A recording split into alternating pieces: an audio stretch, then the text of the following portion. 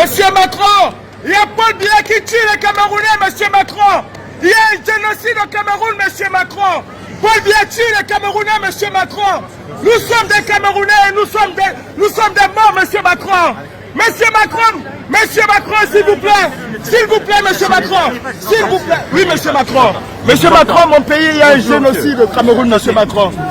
S'il vous plaît, oui. Monsieur Macron, il y a un génocide au Cameroun, monsieur Macron. C'est un honneur pour moi, c'est un plaisir de vous voir, monsieur Macron. Moi aussi. Il y a plus de 22 morts. Je sais. Qui sont morts calcinés, monsieur Macron. Je sais ça. Nous sommes des Camerounais et nous souffrons.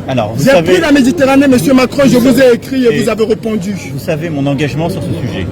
J'ai mis la pression sur Paul Biya pour que d'abord il traite le sujet de la zone anglophone et ses opposants. J'avais dit, je ne veux pas qu'on se voit à Lyon tant que le général Camteau n'est pas libéré. Il a été libéré parce qu'on a mis la pression. Là, la situation est en train de se redégrader.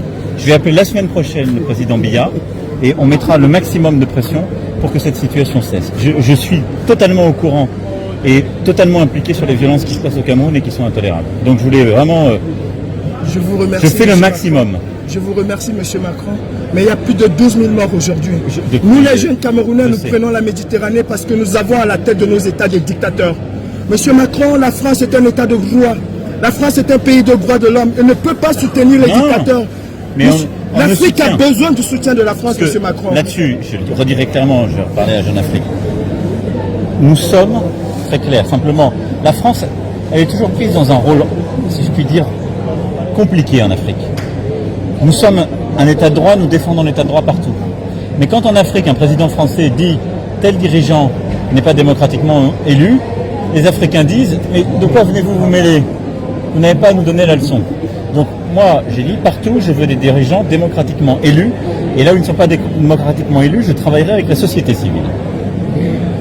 Je mets la pression sur chacun et je travaille avec l'Union africaine et les organisations régionales pour mettre la pression. Quand le président Kabila était là, il y avait comme vous des opposants dans son pays. On a mis la pression, on a travaillé avec plusieurs autres présidents. On a réussi à ce qu'il y ait une alternance politique pour avoir le président Tshisekedi. Sur le président Biya, je lui ai dit, il doit rouvrir le jeu, il doit décentraliser, il doit libérer les opposants politiques, il doit faire respecter l'état de droit. Je mettrai tout ce qui est en mon pouvoir pour le faire, je veux vraiment que vous le sachiez. Mais c'est pas la France qui peut faire la démocratie au Cameroun à la place des Camerounaises et des Camerounais. Je le comprends, monsieur le président, sauf que quand ils viennent prendre de l'argent en Afrique, quand ils viennent vous prendre de l'argent, c'est pas une ingérence. Si la France donne de l'argent au président africain... Moi là-dessus on est très vigilant, j'aurai l'occasion d'y revenir dans notre stratégie sur l'aide publique au développement. Nous finançons des projets. On ne donne pas d'argent à un président ou à un gouvernant. Sauf que ces projets que vous financez sont détournés.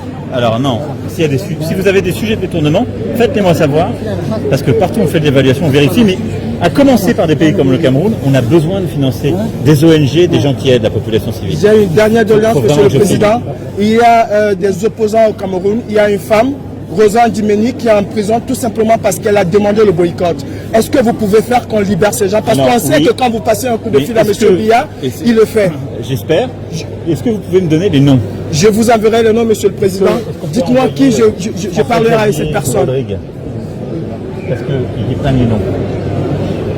Rosa Ndimeni, Mamadou Mota. Mais si je vous dis oui, je vais les oublier. Je ne vais pas vous mentir. D'accord, monsieur le président. Je préfère qu'il y ait quelqu'un qui les note. D'accord, monsieur le président. Et qui les donne à mon conseiller africain. Je suis juste un activiste. Je suis un activiste. J'ai pris la Méditerranée pour venir en France. La France est un état de droit et ne peut pas supporter ce genre de choses. Très bien. Oui, pardon.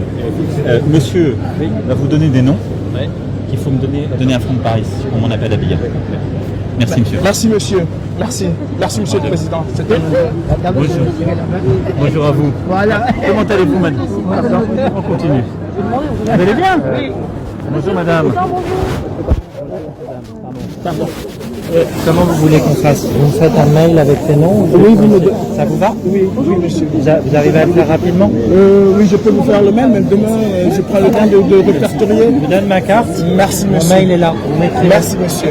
Merci beaucoup. Merci.